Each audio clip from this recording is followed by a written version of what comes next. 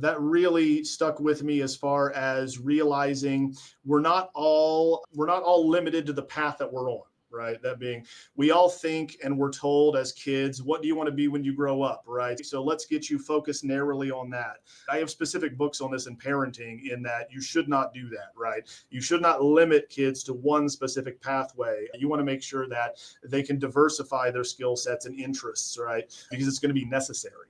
So it was at that time I was on one track, which would be just to be a professor in that field, right, for the rest of my career. And then a mentor switched, right, and showed me that there's another path, right? There are many paths. There's a multitude. There's multiverses of paths, right, that you can possibly take.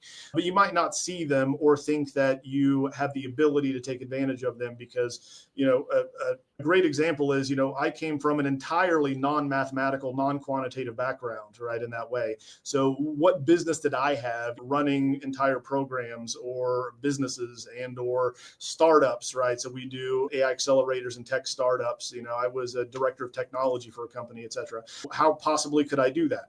And so really it was that realization that to make progress, you have to make your identity small.